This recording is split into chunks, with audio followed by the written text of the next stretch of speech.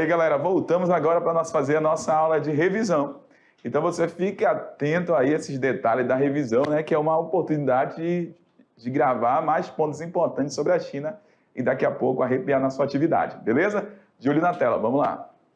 Aula 34.2, falamos sobre economias emergentes, parte 1, China, professor Jorge. Exatamente. China, esta que nós evidenciamos algumas situações e peculiaridades de suas condições naturais, de seu território, dessas questões naturais que vão interferir na distribuição de sua população, que está bastante irregular neste país. Muito bem. E evidenciamos isso quando nós mostramos o mapa de densidade demográfica, onde podemos ver que a maioria dos centros industriais da China estão próximo ao litoral, Exato. que é o Oceano Pacífico. Muito bem.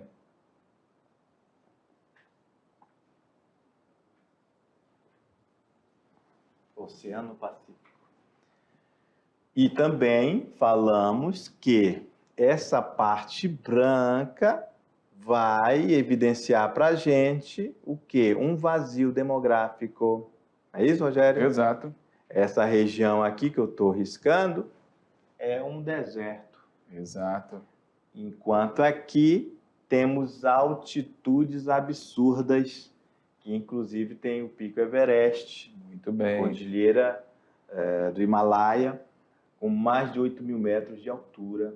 Então, vai ser... Planalto do Tibete também. Isso, Planalto do Tibete. Essa região aí vai ser uma região montanhosa. Exato. Obviamente, regiões montanhosas não são adequadas para a ocupação humana. E nem para o desenvolvimento agrícola, né? Exatamente.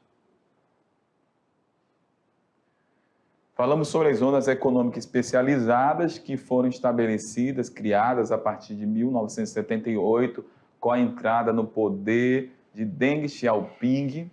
Então, ele utilizou de algumas estratégias para atrair investimentos estrangeiros, como a redução ou mesmo a isenção de impostos para empresas que se instalassem nessas zonas especializadas e também, legislação mais flexível. Essa legislação trabalhista, também a legislação ambiental. E essas áreas se tornaram alvo de grandes investimentos estrangeiros, principalmente aí do Japão e dos Estados Unidos. Beleza. Antes de nós irmos para o nosso outro gráfico, a gente poderia falar, né, no nosso resumo aqui, sobre a questão política. Lá é partido único, lá é um governo centralizador, lá é um governo autoritário, lá é um governo que censura os meios de comunicação e que permite apenas aquilo que for de interesse do governo para ser divulgado nos meios de comunicação. Muito bem. Lá não tem diversidade nem pluralidade ideológica de partidos. Lá o partido é único, ok? Isso, digamos assim, lá não tem democracia. Certo. É isso? É diferente do Brasil, aqui nós temos democracia. Também falamos que lá não tem sindicato.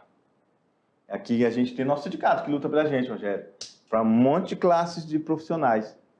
Lá não tem isso, não. Muito bem, isso Okay? mesmo. Isso vai interferir também na produtividade deles, porque claro, lá provavelmente pessoas estão trabalhando muito. Muito bem. É isso? E a gente não tem acesso a isso. Isso mesmo. Ainda nesse sentido, eles são o quê? Um país fechado. Fechado. Vamos lá? Então, galera, temos aqui um mapinha agora para apresentar para vocês, essa localização. Então, próximo ao Pacífico, nós iremos encontrar as grandes cidades industriais da China e essas zonas econômicas que foram estabelecidas aí para atrair capital estrangeiro, principalmente, como falamos inicialmente, dos Estados Unidos e Japão. Então, a entrada de tais investimentos no país também se deve a inúmeras outras condições favoráveis. Temos lá a disponibilidade de mão de obra qualificada com baixo custo, porque é uma população numerosa, qualificada, e aí entra aquele velho conceito da lei da oferta e procura. Na abundância de um determinado produto ou oferta desse produto, certamente o preço acaba sendo menor. Existência de um gigantesco mercado consumidor, então aquelas indústrias instaladas naquela localidade conseguem vender seus produtos para exportação e também para o capital, para a população ali, né, o consumidor interno. Temos a abundância de recursos minerais dentro do território chinês, como matérias-primas para indústrias e fontes de energia, e infraestruturas modernas que foram implantadas nas zonas econômicas.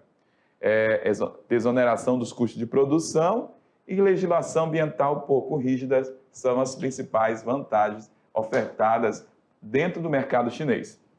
E aí falamos também que, politicamente, a China é socialista, mas economicamente eles são capitalistas. Então, há uma denominação que damos a eles é que eles têm lá um socialismo de mercado. Muito bem. Falamos sobre a China, a questão do grande potencial industrial, mas também a questão aí da poluição, que são os maiores poluidores do mundo, da poluição atmosférica.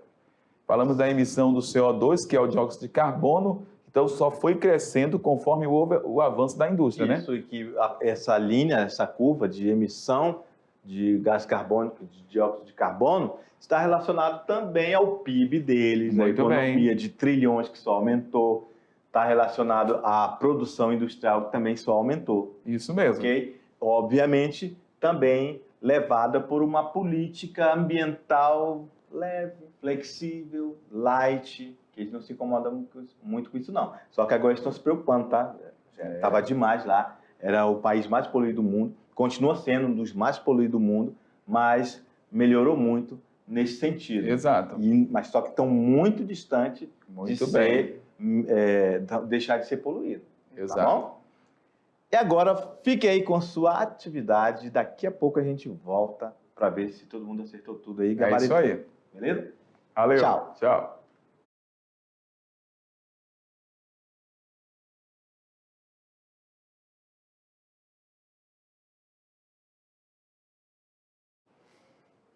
E aí, galera? Fizeram atividade aí de boa.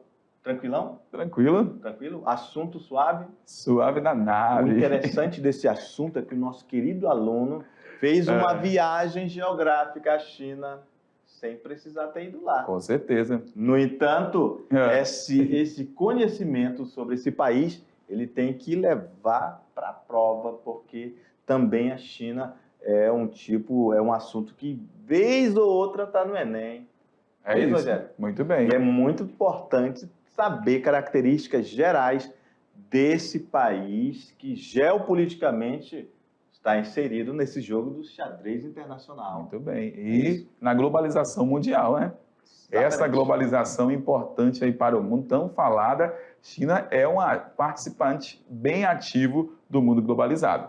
Perfeito. Então, vamos lá ver se você gabaritou aí as questões. Atividade de sala, momento da resolução da atividade. Já começou com questão do Enem. Questão sobre a evolução política chinesa, assinale a alternativa correta. A revolução cultural promovida pelo líder Mao Zedong correspondeu a uma luta armada que implantou o capitalismo em Taiwan. B. A Revolução Chinesa de 1949 teve como ponto de partida um plano chamado Grande Salto Adiante, realizado por Chiang Kai-shek ao instituir o socialismo de mercado na China continental. C. Deng Xiaoping foi responsável por uma série de reformas que permitiram a abertura econômica da China, iniciada com a instalação das zonas econômicas especiais no fim da década de 70. Ih, Rogério, já até apareceu aí, mas eu não tenho dúvida que os nossos queridos alunos lembraram das palavras-chave. Nós falamos de Deng Xiaoping, nós falamos das zonas econômicas especiais e falamos também que isso foi na década de 70, lá 78. de 78. Muito bem. Os BRICS, nem começou com o BRICS, já era. É. Beleza? Atualmente a política chinesa é totalmente capitalista. Ixi, tá, Não. mamão com açúcar, Rogério. Tranquilo. Tranquilo, suave. Vamos lá. Questão 2. Analise o mapa abaixo e assinale a alternativa que corresponde ao fenômeno das áreas assinaladas. Rogério do céu, os nossos queridos alunos vão lembrar, Rogério. Com certeza. Eles vão lembrar que bem aqui, essa parte que está em branco, é o Oceano Pacífico. Muito bem. É isso? Exato. Oceano. Esse é o oceano, então vai ser uma área que está banhada pelo oceano. Esse litoral serve para escoar produção. Estão os principais portos da China. E esta produção é a industrial deles, que vai para todos os lugares. Ah, já passou a resposta, mundo. professor Jorge? Não, sei, não valeu essa aí não, que a galera já pegou. Então, Lá é a área de cultura de tabaco. Tu falou Eita. disso, Rogério? não, falei não. Regiões industriais, principais áreas de pecuária de corte, regiões de maior pluviosidade, áreas de baixa concentração demográfica. Rogério? Essa aí é já elimina aí de primeira, porque ali no litoral é onde concentra a alta densidade demográfica. Se tivesse escrito alta aqui, Rogério, tinha que Ai. anular a questão, né? Tinha que anular a questão, com certeza. Beleza, então olha só, região de maior pluviosidade, quer dizer que chove muito? Não, ninguém falou Tem disso. área, mas não falamos sobre isso. Não falamos. Principal área de pecuária de corte. Não, a área agrícola é mais para o interior ali, um pouquinho antes do Planalto. Ali do Tabaco Tibete. nem se fala, nem falamos nisso. Então, só pode ser as regiões industriais. Exato. Beleza? Vamos lá? Vamos para a questão 3. Questão 3. Há grandes diferenças entre a China continental, de oeste e a leste. Dentre elas, podemos dizer que a China oriental, A, é a mais populosa que a ocidental, B, é mais seca que a ocidental? C, é socialista e a ocidental capitalista. D, é agrícola e a ocidental industrial? E, coincide com o domínio do arroz e a ocidental com o trigo. E aí, Rogério? Tranquila, uma questão aí, ó. Vamos lá. O que está falando, por exemplo, a B? É mais seca que a ocidental? Não, ocidental, galera, só para lembrar, você que não lembra, ocidental é o mesmo que oeste e oriental está falando de leste. Então, oriental é leste e ocidental oeste. Então, o que está falando a B aqui? Ó? É mais seca que a ocidental. Então, os desertos que a gente observou estavam próximos do litoral, que é leste? Não, né? Então, a ocidental, ela acaba sendo aí a região mais seca do território chinês. E aqui a B está falando que a ocidental, a oriental que é mais seca que a ocidental. Então, isso aqui não podemos considerar. Está equivocada essa informação.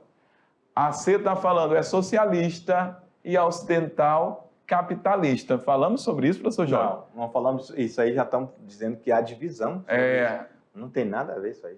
A D está falando é agrícola, a porção oriental, e a ocidental industrial.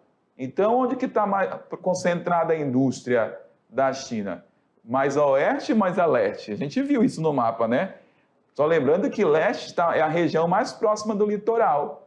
E aqui o interior é a porção oeste. Então, essa aqui está errada, porque é o contrário. Contrário.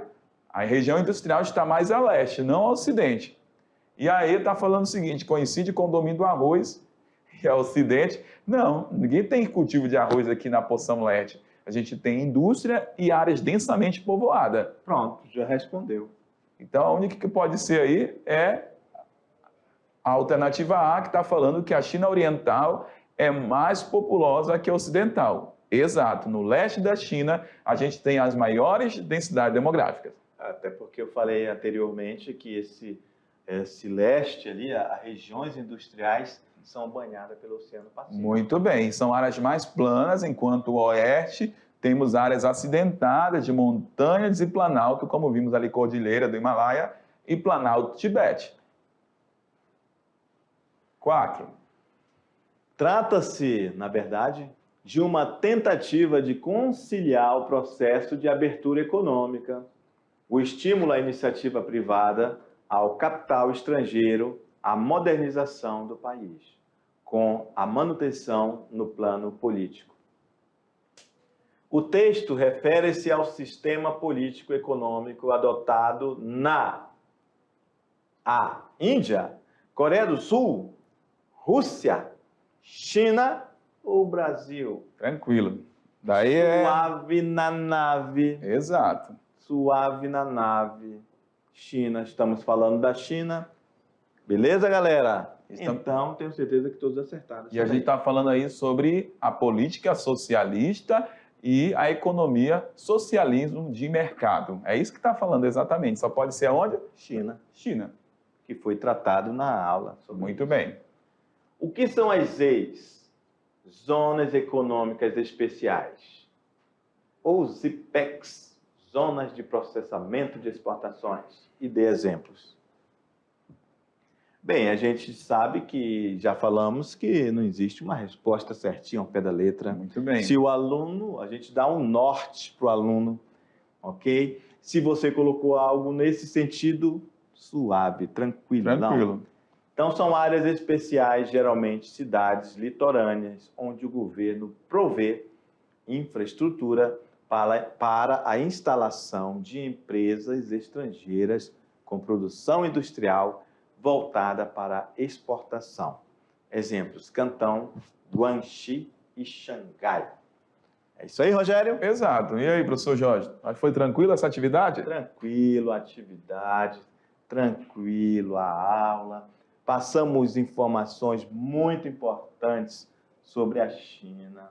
Exato. Hoje o aluno desmistificou muita coisa em pensar que a China é só potência econômica, né? Então a gente sabe que tem muita desigualdade, Exato. Tem pobreza, Muito bem. tem problema energético, aí eles estão sofrendo questão energética lá. Principalmente agora nessa pandemia, teve muitos problemas de energia lá, porque eles dependem, né, isso, principalmente do carvão e do petróleo. Muito bem. Não é isso? E ficou caro isso. Então, eles têm esses problemas ambientais, porque esse petróleo e esse carvão vão jogar muito dióxido de carbono na atmosfera, são dos maiores poluidores do mundo. É um sistema político interessante, porque eles também são, além de serem socialistas, são capitalistas. Muito bem. E nós vimos tudo isso na nossa aula. Então, Acho que foi suave. Foi suave. Então, agora fechou. A gente volta aí com vocês na próxima aula, galera. Valeu, tchau, até mais. Tchau.